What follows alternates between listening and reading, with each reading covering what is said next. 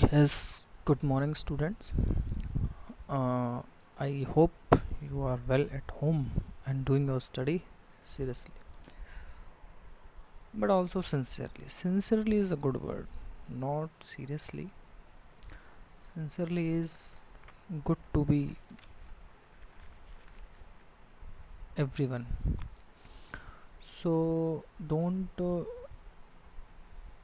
too much serious for everything.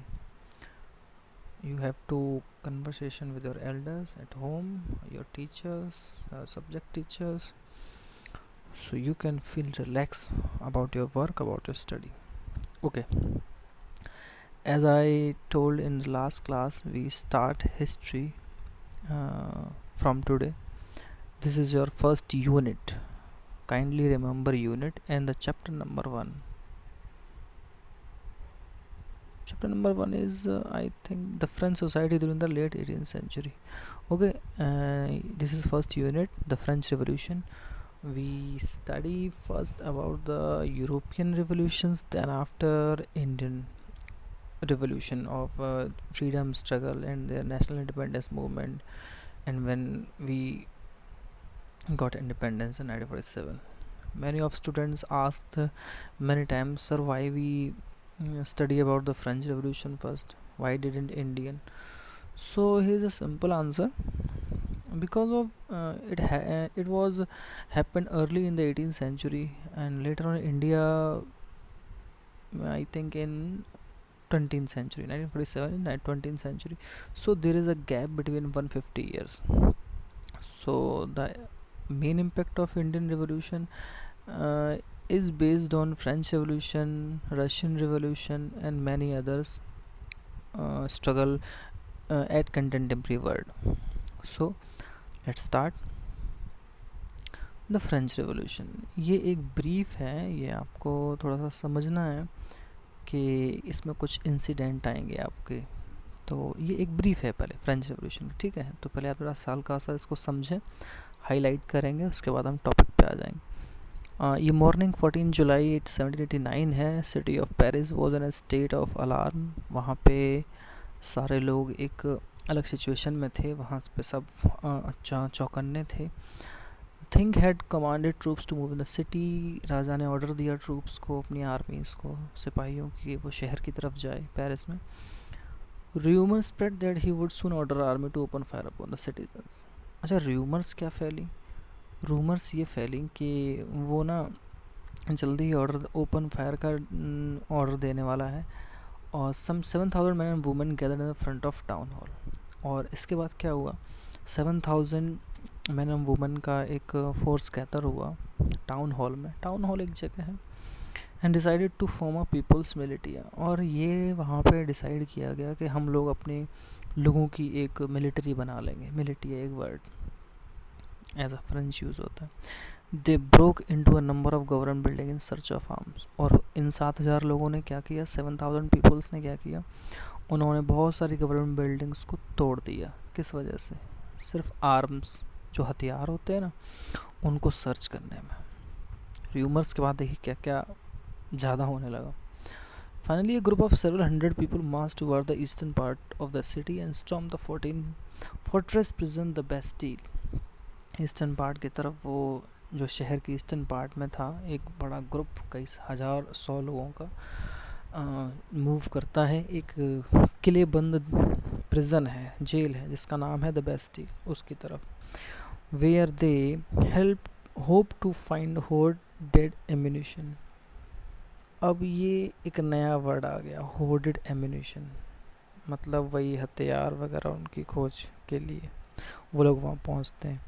In the arms fight that followed the commander of the Bastille were killed in the prisoner released. और जब ये fight होती है वहाँ armed लोगों के बीच में, तो आप देखते हैं जो बेस्टिल का कमांडर होता है, जेल का जेलर, वो मारा जाता है. And the prisoner released. और जो प्रिजनर्स कैदी होते हैं, उनको रिलीज़ कर दिया जाता है. Though there were only 7 of them. हालांकि उसमें 7 ही लोग थे. Yet the Bastille was hated by all. बेस्टिल्स हर किसी को नफरत थी. बास्तिल बोलते हैं कई बार, बेस्टिल बोल देते हैं, प्रोनाउंसिएशन के अकॉर्डिंग. वो हेट इसलिए करते थे एक्चुअली क्योंकि it stood for the despotic power of the king. वो राजा की जो एक बहुत ही निर्मम, कहते हैं ना, एक बहुत क्रूअल टाइप जो पावर होती है उसका एक सिंबल थी बास्टील।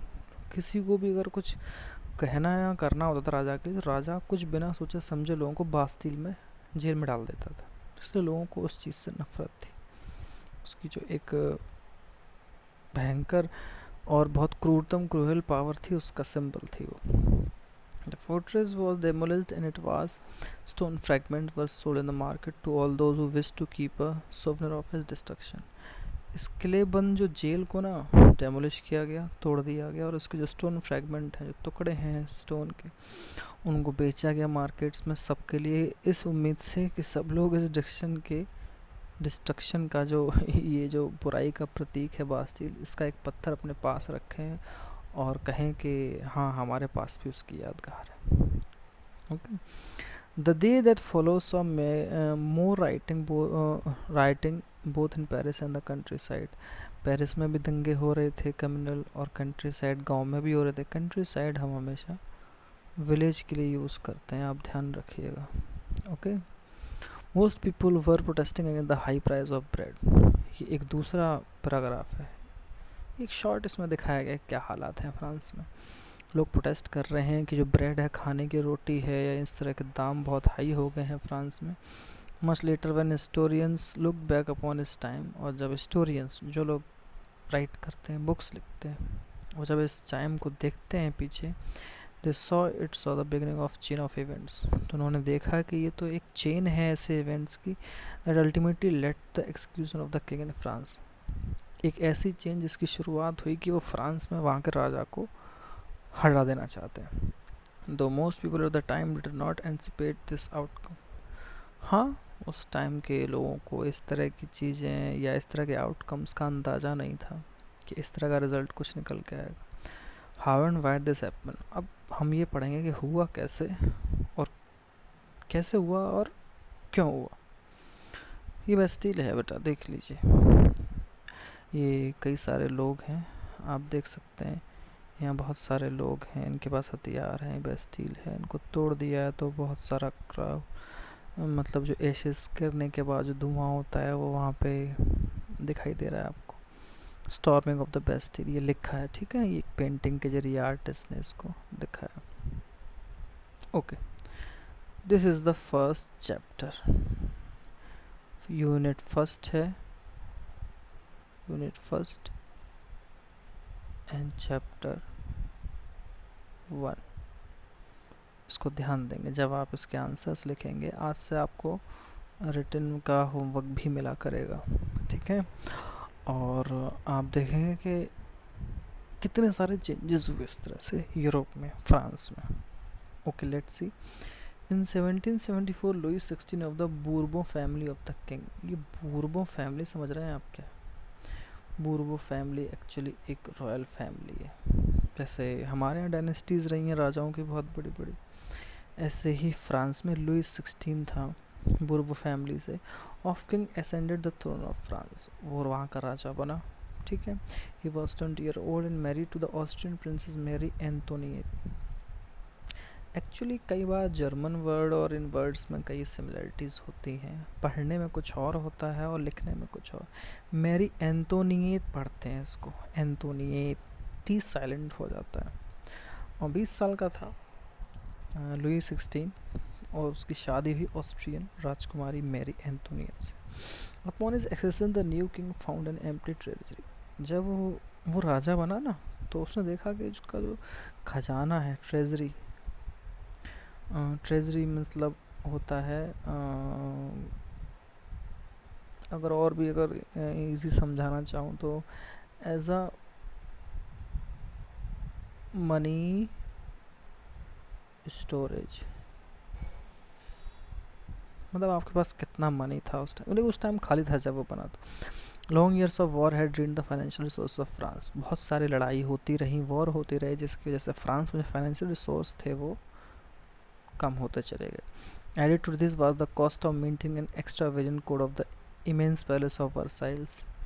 वर्साइल्स में जो महा पैलेस हुआ करते थे, बड़े बड़े शाही पैलेस, उनको मेंटेन करने में बहुत सारा कॉस्ट मेंटेन होता था। अब ये भी तो खर्चे उसमें ऐड होंगे ना। तो इस तरह से एम्प्टी ट्रेजरी मिली लुई 16 को। Under Louis 16 France help 13 American colonies to gain their independence from the common enemy Britain. हुआ क्या, लुई 16 ने हेल्प किया अमेरिका में, वहाँ पे 13 कॉलोनीज ऐसी थी। ये अमेरिकन हिस्ट्री का एक पार्ट है कि अमेरिका भी उस टाइम अच्छे से इंडिपेंडेंट नहीं हुआ था, तो फ्रांस ने उसको हेल्प किया as a army, as a money and resources. और क्योंकि ब्रिटेन और फ्रांस में अच्छे से जब बनती नहीं थी, इसलिए भी ब्रिटेन को अपना दुश्मन मानता था फ्रांस, और अमेरिका ब्रिटेन से मुक्ति पाना चाहता था। तो America want to be free from Britishers, so France help American from British. The war added more than a billion libra to a debt and already risen to more than 2 billion libra। ये Libre पता है क्या है Libre? ये उस time France की currency है, ठीक है। तो इसमें सिर्फ ऐसा नहीं है कि आपको बहुत ज़्यादा इसको रटना है, आपको सिर्फ ध्यान रखना है। एज अगर आप इसको मनी की तरह भी यूज़ करें अपने इंडियन करेंसी में, तो आप याद रख सकते हैं। हाँ, ये है कि उस टाइम की कॉस्टिंग आज की कॉस्टिंग में फ़र्क है, करेंसी की वैल्यू बढ़ती घटती रहती है। तो एक डेब्ट, एक कर्जा आ गया जो कि 2 बिलियन लिब्रे से भी ज़्यादा था, ठीक है। तो आप देखेंगे lenders who give the state credit. अब जो लेंडर्स तो आप जानते ही हैं, जो मनी को उधार देने वाले लोग होते हैं, जिन्होंने स्टेट को क्रेडिट दिया, now began to charge 10% the interest on loan. अब उन्होंने 10% का इंटरेस्ट लेना भी शुरू कर दिया। तो आप देख रहे हैं वॉर की हालत, मेंटेनेंस की हालत, और ये वॉर की वजह से जो कर्जा बढ़ा डेप्ट वो अलग, और ये इंटरेस्ट लोन पे अलग। तो फ्रेंच गवर्नमेंट ने क्या किया, अपने इंक्रीजिंग परसेंटेज जो स्पेंड का था उसको अपने बजट्स के पेमेंट के जरिए नहीं चुका सकती थी, कि सिर्फ बजट ही बजट पर उस पर इंटरेस्ट लेने से गवर्नमेंट को वो सारी अपने जो खर्चे हैं वो बढ़ जाएं या घट जाएं। तो उन्होंने क्या किया, रेगुलर एक्सपेंसेस को ठीक करने के लिए cost of maintaining army, court, government office, university, state को ना टैक्सेस इंक्रीज़ करना पड़ा। जैसे आज हमारे इंडिया में इतने टैक्स इंक्रीज़ हो रहे हैं, इंक्रीज टैक्सेस, इंडिया में बहुत सारे टैक्सेस हैं हर चीज़ पे। स्वच्छ भारत अभियान सेस, किसान कल्याण सेस, इतनी सारी प्राइवेट कंपनियां आगे बढ़ रही हैं, सरकारी कंपनियों, गवर्नमेंट जो बहुत बड़ी बड़ी कंपनी हैं उनको आपने बेच दिया है इस गवर्नमेंट ने, लेकिन उसके बाद भी रिसोर्सेज इतने अच्छे नहीं हो पाए कि हम ढंग से कोरोना टाइम पे भी हेल्थ इंफ्रास्ट्रक्चर खड़ा कर सकते हैं। बहुत सारे चैलेंजेस हैं ऐसे। Yet even this measure would not have sufficed। और इंक्रीज टैक्स होने के बाद भी ये कदम बहुत ज़्यादा संतुष्ट भरा नहीं रहा। French society in the 18th century were divided into 3 estates and only member of the third state paid taxes। ये बहुत इंपॉर्टेंट क्वेश्चन आता है यहाँ से ऑनलाइन में, कि फ्रांस की सोसाइटी किस तरह डिवाइडेड थी। How was the society of France was divided? तो answer is the French society divided into 3 estates and the only third estate members what paid taxes. सिर्फ वही टैक्स देते थे। इसको समझेंगे आप, ये जो आपके लिए एक टेबल है ना, इसको आप ड्रॉ भी करेंगे अपने फेयर नोटबुक। फर्स्ट एस्टेट्स में क्लर्जी पीपल्स हैं, जो कि आप जानते हैं राजे महाराजे, और उनके नीचे कैबिनेट के लोग। फिर नोबल्टी पर्सन हैं, जो बिजनेसमैन, डॉक्टर, प्रोफेशनल से लेके कोर्टिशियंस हो सकते हैं। थर्ड एस्टेट्स में देखिए कौन कौन लोग हैं। थर्ड एस्टेट्स भी 3 तरह से डिवाइडेड है। पहले big merchant, court official, lawyer हैं, फिर किसान और आर्टिशियन हैं, फिर सबसे नीचे वो स्मॉल पीजेंट है, छोटे किसान, लैंडलेस लेबर, भूमिहीन मजदूर जिनके पास ज़मीन, और सर्वेंट, नौकर चाकर। सबसे बुरी हालत इन दोनों की ओर थी। ये भी आपको समझने वाली बात है, यही लोग टैक्स पे करते थे। बाकी ये जो ऊपर के लोग हैं ना, ये आराम से सिर्फ और सिर्फ अपनी लाइफ, लेविश लाइफ को एंजॉय कर रहे थे। Okay, the society of states are part of feudal system. जो फ्रांस की सोसाइटी है वो फ्यूडल सिस्टम का पार्ट है। और फ्यूडल सिस्टम क्या है उसको आप जरा समझ लें। जैसे आपने अपने यहाँ शहरों में देखा है, सॉरी नॉट इन सिटी। गाँव में एंशियंट टाइम में अपने दादा दादी से या और लोगों से आप पूछेंगे तो आप देखेंगे अपने यहाँ ज़मींदारी बहुत हुआ करती थी। मतलब एक गांव में एक मुखिया है, वो खेती नहीं करता है, he do not farm and flow the fields, but under his regime all the small farmers and landless laborers are were worked। वो छोटे छोटे जितने हर लैंडलेस मजदूर हैं और जो छोटे छोटे किसान हैं सब उसके अंडर वर्क करते हैं, उसको टैक्स चुकाते हैं अपनी ही खेती से, और उसके बाद वो अपनी लिवलीहुड के लिए जो बचाते हैं वो अपने लिए रख पाते हैं। तो इस तरह से वहाँ पे भी था जो फ्यूडल सिस्टम है, that dated back to the middle ages, और वो मिडल एजेस से अब तक चला आ रहा था। ठीक है, the old regime is usually used to describe the society and institutions of France before 1789।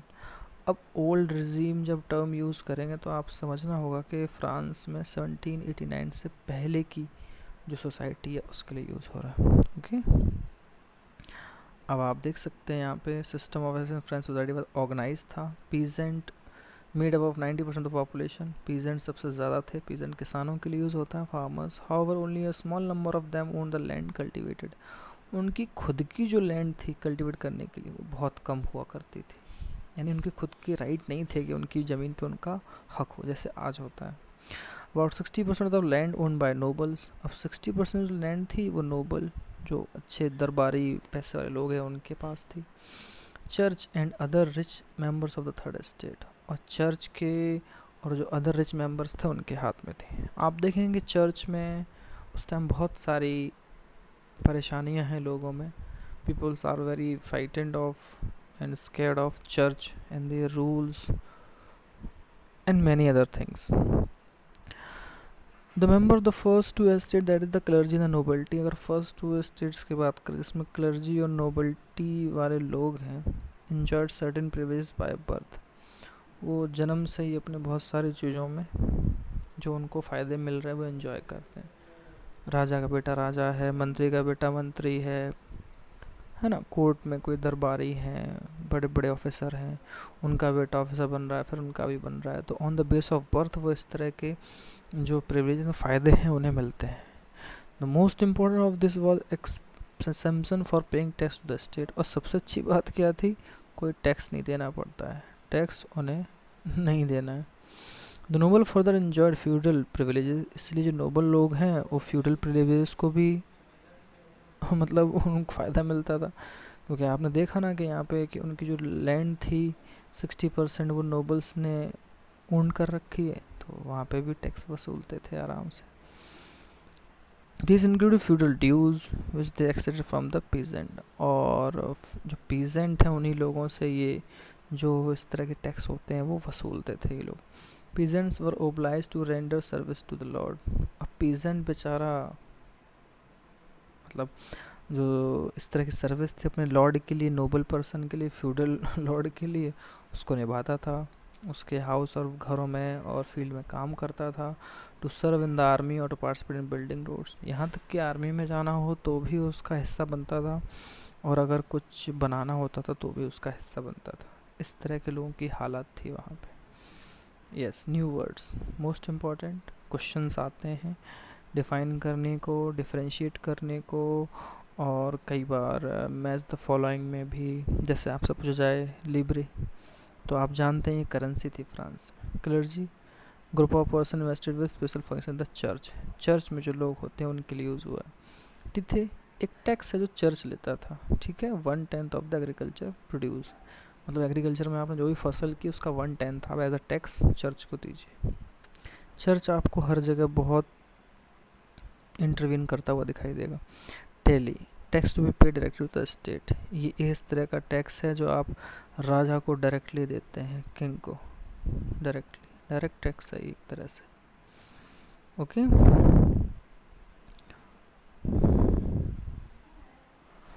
The chance to accepted its share of taxes called tithes, मैंने आपको बताया था ना ये टैक्स था जो डायरेक्टली स्टेट को लोग देते थे, तो इसमें भी चर्च ना काफ़ी ज़्यादा इंटरेस्ट रहता था, उस पर ज़ोर आजमाइश रहती थी चर्च की।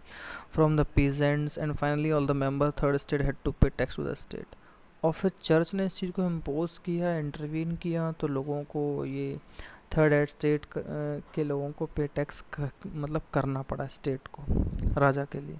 This include direct tax call taille, इसमें लिखा है ना एक डायरेक्ट टैक्स थे टेली उसको, and a number of indirect tax which were levied on article of everyday. और ऐसे बहुत सारे इनडायरेक्ट टैक्स थे जो एवरीडे यूज या आर्टिकल के तौर पे लिवाइड लगा दिए जाते थे।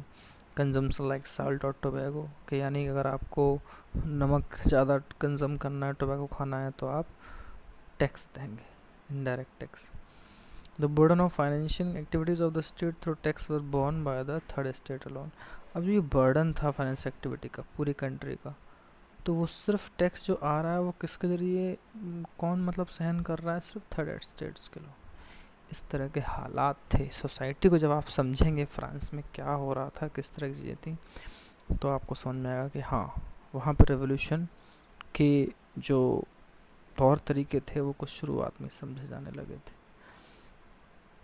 इस डायग्राम को आप समझें, तो आपको दिखाई देगा एक पुअर फेलो है जो सब कुछ ला रहा है, grain, fruit, money, salad. The fat lord sits there ready to accept it all, he does not even care to graze him with a look. आपने देख रहे हैं ना, ये लॉर्ड है, ये बेचारा पीजेंट है, ये हाथ में मनी लेके आया है, टोकरी में फल लेके आया है ना, और आप देख रहे हैं यहाँ ग्रेन भी है, लेकिन उसके बाद भी देखो ये कितने आराम से बैठा हुआ है। उसमें नीचे ये कुछ लैंग्वेज में लिखा है, तो उसको लिखा है the noble man is the spider, the peasant the fly. Noble man एक स्पाइडर की तरह है, मकड़ी की तरह है, पीजेंट एक मक्खी की तरह है जो उसके जालों में फंसता जाता है। The more the devil the more he wants, जितना ज़्यादा वो चाहे फिर भी उसके अंदर का जो चाहने की आदत है वो जा नहीं रही है। ये इस तरह के हालात जो हैं आप सिर्फ डायग्राम के जरिए समझ सकते हैं क्या हालात थे वहाँ। सो आज के लिए सिर्फ इतना ही रखेंगे, फिर हम next is the struggle to survive और कुछ न्यू वर्ड्स के साथ एक्सप्लेन करेंगे नेक्स्ट क्लास को। सो जो मैंने आपको नोटिस भेजा है क्लास ग्रुप में उस पर ध्यान दें। You have to submit till tomorrow, और सबका नेम होना चाहिए, otherwise you will be punished. Okay, so that's it for today. Thank you class, have a nice day.